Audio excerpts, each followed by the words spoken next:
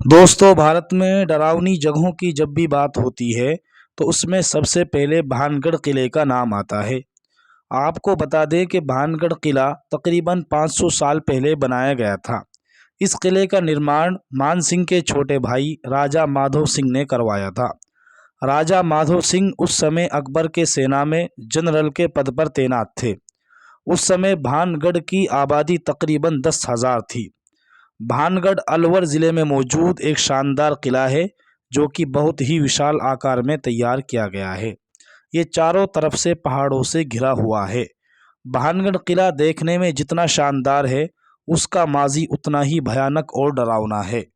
भानगढ़ किले के बारे में मशहूर एक कहानी के मुताबिक वहाँ की राजकुमारी रत्नावती, जो के नाम के मुताबिक बेहद खूबसूरत थी, उस समय उनके रूप की चर्चा पूरे राज्य में थी और दुनिया के कोने कोने के राजकुमार उनसे शादी करना चाहते थे।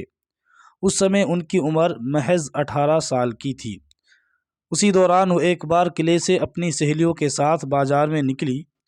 राजकुमारी रत्नावती एक इत्र की दुकान पर पहुंची और वो इत्रों को हाथों में लेकर उनकी खुशबू ले रही थी।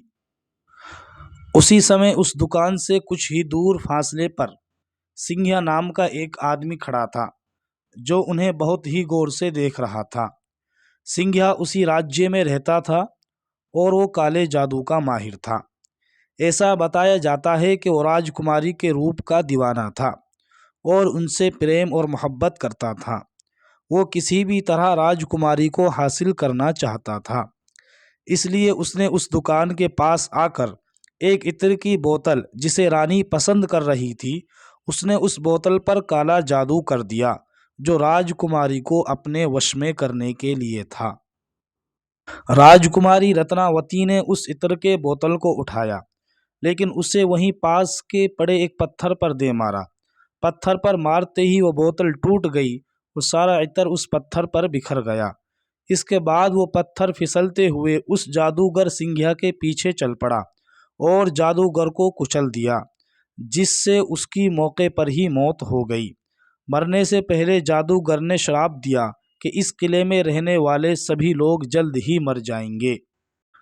उम्र भर उनकी आत्माएं इस किले में भटकती रहेंगी।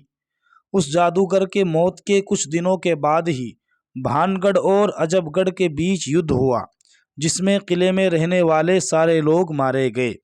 यहाँ तक कि राजकुमारी रत्नावती भी उस श्राप से बच नहीं सकी और उनकी भी मौत हो गई। एक ही किले में एक साथ इतने बड़े कत्ले आम के बाद वहाँ मौत की चीखें गूंज गई और आज भी उस किले में उनकी आत्माएं घूमती हैं।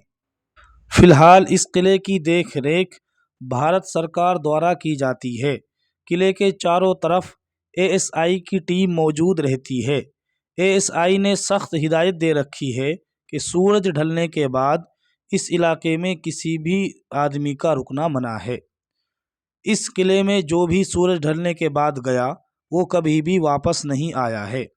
कई बार लोगों को आत्माओं ने परेशान किया है और कुछ लोगों को अपने जान से हाथ धोना पड़ा है।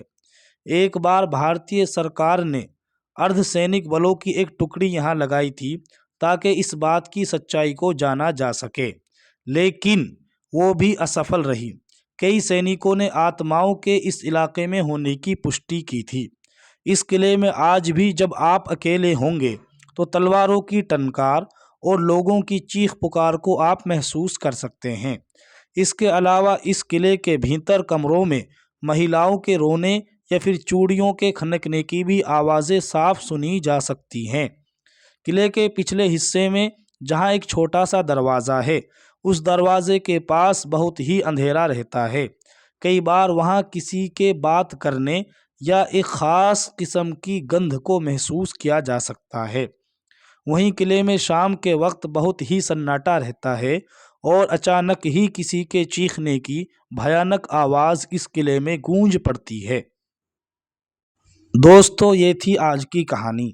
अगर आपको ये पसंद आई तो अपने दोस्तों के साथ शेयर करें और हमें कमेंट बॉक्स में ज़रूर बताएं आपको ये कहानी कैसी लगी, ताकि हम आपके लिए इसी तरह की और कहानी ला सकें।